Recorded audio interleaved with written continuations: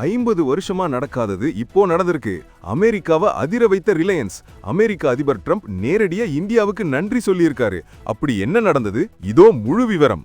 America உலகத்துக்கே வல்லரசு தான். ஆனா கடந்த 50 வருஷமா அங்க ஒரு புது எண்ணெய் சுத்திகரிப்பு நிலையம் கூட திறக்கப்படல. ஆனா இப்போ டெக்சாஸ் மாகாணத்துல ஒரு மாபெரும் ரிஃபைனரி திறக்க போறதா ட்ரம்ப் அறிவிச்சிருக்காரு. அதுவும் நம்ம ஊரு ரிலையன்ஸ் நிறுவனத்தோட கூட்டணியில. இதற்கு அமெரிக்கா ஃபர்ஸ்ட் ரிஃபைனிங் அப்படின்னு பேர் வச்சிருக்காங்க. இதுதான் உலகத்திலேயே மிக தூய்மையான சுத்திகரிப்பு நிலையமா இருக்க போகுது.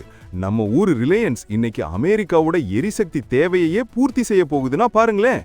இது இந்தியாவிற்கு கிடைத்த மிகப்பெரிய கௌரவம். ஆயிரக்கணக்கான வேலை வாய்ப்புகள், பில்லியன் கணக்கான டாலர் முதலீடு. ட்ரம்ப் தன்னோட சோசியல் மீடியா பக்கத்துல ரிலையன்ஸ் நிறுவனத்துக்கு மனதார நன்றி சொல்லியிருக்காரு. 2026ல இந்தியா வெறும் ஒரு நாடா மட்டும் இல்ல, உலக நாடுகளுக்கே முதலீடு செய்கிற வல்லரசா மாறிடுச்சு. யோசிச்சு பாருங்க, அமெரிக்காவோட தேசிய பாதுகாப்பையே நம்ம ஊர் நிறுவனம் பலப்படுத்துது. 50 வருஷமா எந்த அமெரிக்க நிறுவனத்தாலும் செய்ய முடியாதத ஒரு இந்திய நிறுவனம் செஞ்சு காட்டியிருக்கு.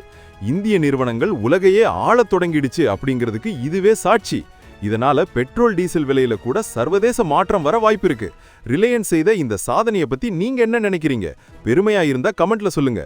லைக் பண்ணிட்டு ஷேர் பண்ணுங்க. இது நம்ம இந்தியாவோட வெற்றி.